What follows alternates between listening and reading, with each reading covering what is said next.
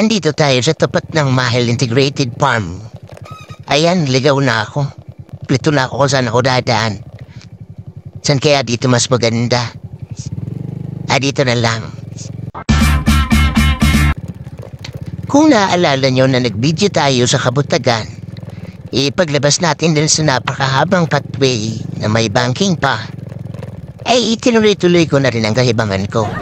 At dito nga tayo dumaan sa daan na papunta sa Bulawan, Senyor. Ayan, dito na tayo dumaan kasi mas malapit na dito kumpara.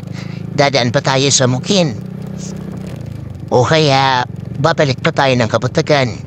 Mas minabuti ko na nga na dito dumaan. Kahit medyo masukal. Ayan o. Kita niyo naman. At hindi pa sementada dito. Pero makakadaan tayo dito kapag hindi umulan at maganda ang panahon. Pero sa pagkakataong ito, medyo basa pa ang lupa. Kaya naman, medyo buwis buhay ang ating gagawin ito. Kung mapapansin niyo, masarap mamasyal dito, tumambay, mag-unwind. Kung medyo naguguluhan ang iyong kaisipan, magandang tumambay dito dahil ginawa ko na yan kung makikita niya sa profile picture ko. Ayan.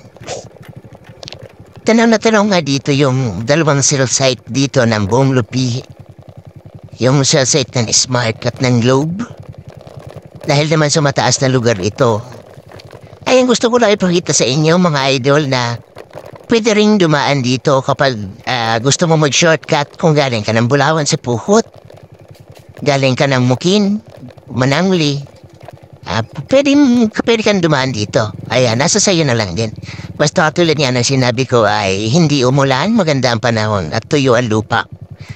Ayan, patigil-tigil na nga pala ako dyan gawa ng medyo basa pa nga ang lupa, kaya madulas yan sa gulo. Hindi naman nakakatakot dumaan dito dahil may mga bahay din naman dyan sa ibaba. Yan, sa ibaba ng bundok na ito. Dahil itong dinadaanan na ito ay medyo mataas na lugar. At dyan sa may bandang baba na yan ay may mga bahayan naman dyan. Kaya hindi naman nakakatakot dumaan dito. Maliban na nga lang siguro kung gabi. Dahil walang ilaw sa part na ito. Pero pagka umaga naman at maganda naman ang panahon ay swabing-swabe din naman dumaan dito. Lalo na kung tuyong-tuyo ang lupa. Siguro kung nakakapagsalita lang ang motor ko, nagreklamo na to at sa mga dinadaanan namin nga ito.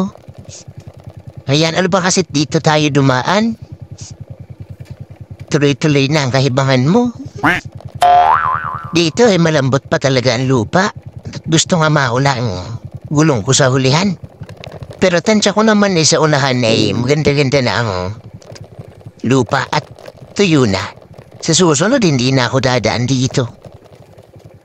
Makikita niyo mga idol, yung bakod na yan na mahaba.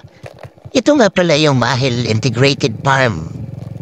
Ayan, gusto ko sana mag-video dyan sa loob niyan kaso nasaktong may mga tao akong nakita at parang may ginagawa sila, hindi so alam ko nagpupulong. Kaya nahiya na ako. At sa puntong ito ay hindi ko na alam kung saan ako dadaan dyan. Yan, to the left, to the right. So dito tayo dadaan sa kaliwa. Ayan, medyo masukal talaga. Sumuot na tayo dito sa sagingan. Kung hindi nyo napapansin ay ang lupa dyan ay malambot pa. Dahil katatapos lang ng ulan. Pero sa part na to, inilagyan na din nilang mga bato para mas madaling daanan ng mga tao dahil may mga nag-aaral nga dito sa Mahal Integrated Farm na ito. Dahil ang pagkakaalam ko ay accredited ito ng TESDA at yun nga maraming nag-aaral dito. Ayan sa part na ito, kung mapapansin nyo may sasakyan na nakaparada dun. Sa part kasing ito malawak ang kalsada at pwede naman talaga makadaan dito ang 4 wheels. At dito sa una-una na ito ay simentado na din dito ang kalsada, konkreto na. Yun nga lang hanggang dito pa lang talaga siya. Hindi pa na itutuloy. Pero siguro naman pagdating ng panahon ay matutuloy ang kalsada niya yan. At hindi na mahirapan ang ating mga kababayan. Dahil nga sa pauwi tayo ng Bulawan ay dito tayo sa kaliwa. Pero pag tumiretso ka dyan sa kanan na yan, ipapunta yan ng Sitio Bulacan. Ang pupunta naman ng sentro ng Bulawan ay dire-diretsuhin mo lang tong kalsadang ito at doon ka na talaga lalabas sa sentro. Ayun at kinat ko na nga pala yung aking video.